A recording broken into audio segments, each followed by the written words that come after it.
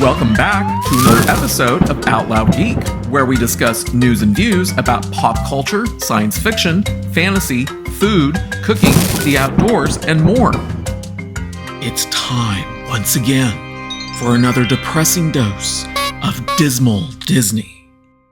The opening of Disney's latest live-action remake of a classic animated movie is only days away. 2023's The Little Mermaid, starring Halle Bailey as a race-swapped mermaid, Ariel. I still remember how awful it was when Melissa McCarthy and Halle Bailey walked out onto the stage during the 95th Annual Academy Awards to plug The Little Mermaid, while they acted as if they were going to be presenting an award and not shilling a movie. And the trailer that they showed, which also popped up on YouTube at the same time on March 12th, has been incredibly ratioed, with only 328,000 likes as compared to 2.1 million dislikes as of the time that I'm recording this video. In other words, the trailer has been disliked 6.4 times as much as it has been liked on YouTube. And earlier this month, various websites began to project that the movie may open domestically to $110 million. So depending upon how well the movie does internationally and how good its legs are, the movie can potentially break even, but even if it does, I think it's very unlikely that it will make much money. The movie has a $200 million production budget, which if we multiply that by 2.5 to get a mid-range estimated break-even point, we get a figure of $500 million. And that 2.5 multiplier takes into account the 50% of gross ticket sales that movie theaters keep for themselves, as well as the additional costs of marketing the movie and other miscellaneous costs that the studio pays above and beyond the production budget. Now, if Disney has spent even more to market the movie, which I suspect that they have, then its break-even point may be closer to 3 times the production budget, which would put it out to around $600 million. To break even, the movie is undoubtedly going to need to earn a lot from the international box office. But on that front, Disney is facing a huge problem. China is apparently not that interested in The Little Mermaid. And Disney, as it did in the movie posters for 2015's Star Wars VII: The Force Awakens and 2018's Black Panther, the company modified movie posters for China to conceal black actors in those films. I have spoken about this in previous videos that I have posted. Chinese audiences don't like to see black people in movies. For The Force Awakens, Disney deliberately shrunk John Boyega's face to make him far less prominent than in movie posters that were shown everywhere else. While The Force Awakens grossed $2,065 million at the global box office, the portion from China was $120.2 million, which was only 5.8% of the film's total box office revenue. Then for the next movie, 2017's Star Wars VIII: The Last Jedi, Ruan Johnson teamed John Boyega with Kelly Marie Tran to try to make him more palatable to Chinese audiences. But while The Last Jedi earned $1,332 million globally at the box office, the earnings from China were only $41.2 million, which was 3.1% of the total box office revenue. So the Chinese audience shrank faster than anywhere else for Kathleen Kennedy's failed sequel trilogy. How much were Chinese audiences interested in that final sequel trilogy dumpster fire of a movie, Star Wars IX: The Rise of Palpatine?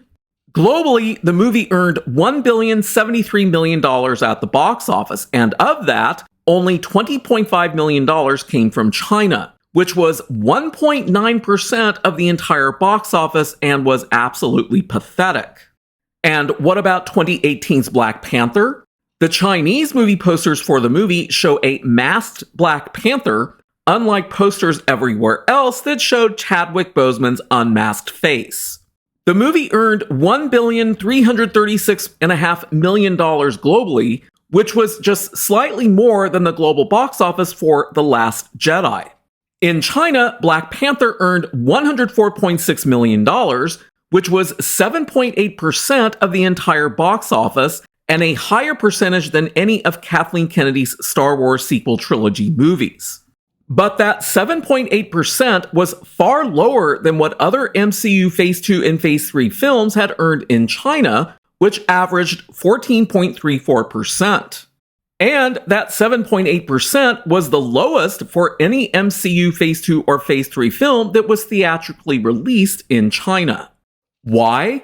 Because Chinese audiences don't like to see black people, and Disney knows this. Which is why, just like with The Force Awakens and Black Panther, they released a separate movie poster in China for The Little Mermaid that makes Ariel's skin look blue. And the actress playing Ariel is Halle Bailey, who is black.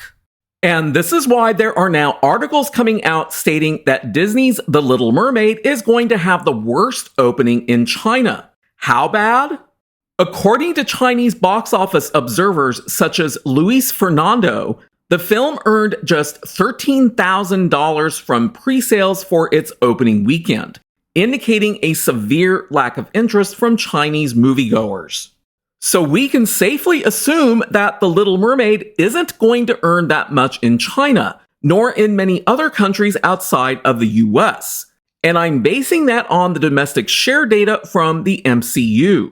The three MCU movies that have the highest domestic shares that range from 52 to 55% are 2008's Iron Man, which has the highest, 2022's Black Panther Wakanda Forever, which comes in second place, and 2018's Black Panther, which comes in third.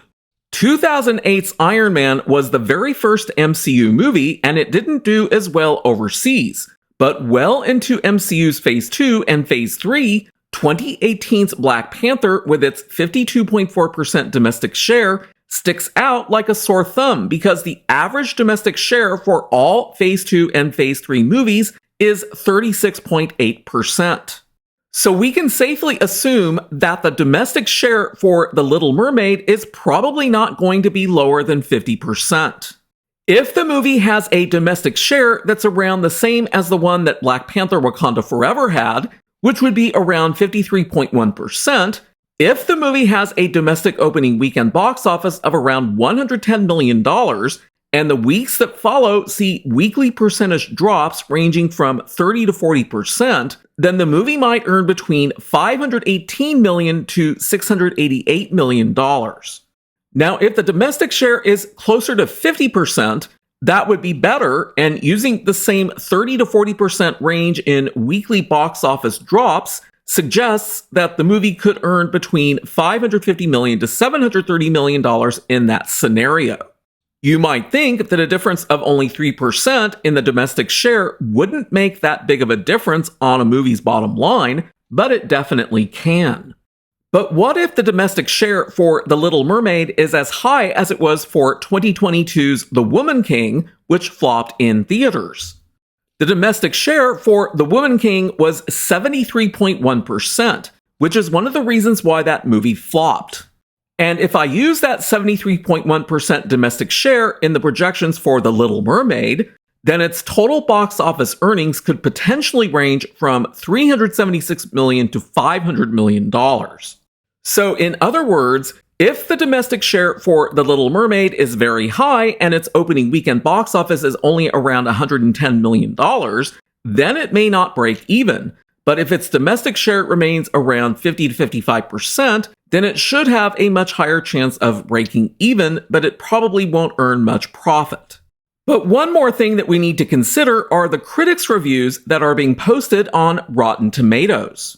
Right now, as of the time that I'm recording this video, with 123 critics' reviews posted, the movie has a tomato meter of 73%. But for top critics, the tomato meter is a lot lower at 48%. And I'll give a sample of what the top reviewers are saying about the movie. A. Dowd of The Cron wrote, "Occasionally, the familiar pleasure of this fish-out-of-water story cuts through the murky execution, like a trinket catching a ray of moonlight while sinking to the sea floor." Justin Chang of the Los Angeles Times wrote, "What's on screen too often feels like second-rate imitation, and the few differences seem motivated less by a spirit of imagination than one of joyless anxiety."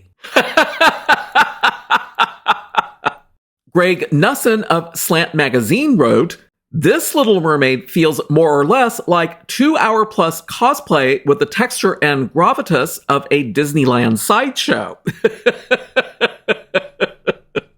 Johnny Oleksinski of the New York Post wrote, "Despite real actors, CGI, and brand new material, Mermaid is the studio's latest flesh and blood cash grab that's more lifeless than far better two-dimensional painted drawings." Barry Hertz of the Globe and Mail wrote, "A thoroughly pointless cash grab of a thing, this new Little Mermaid is one of the most uninspired films to slither out of Disney since the company started raiding its own vault." And the last one that I'll read is by Angelica Jade Bastian of the New York Magazine and Vulture, who wrote, "As the studio has done with other live-action remakes, Disney betrays its own lack of imagination and an essential misreading of what made its original children's fare such a joy to audiences in the first place." And how very true that actually is. Disney has been heavily marketing The Little Mermaid out of desperation to make a lot of money. While I think it can potentially break even and make a small profit, I'll be surprised if it breaks $800 million at the global box office. But if it ends up flopping by not even reaching $500 million, that actually won't surprise me if that's what ends up happening. We'll have to wait and see. Thanks for watching today, and a huge thanks to everyone who has subscribed to our channel. We appreciate your support. If you enjoyed this video, please press the like button, and please feel free to share a comment. If you'd like to see more of our videos in the future and help support this channel, please press the red subscribe button, and please press the bell to receive notifications for new content. You can also find us on Facebook and Twitter by clicking on the links in the description. Until next time, this is Out Loud Geek.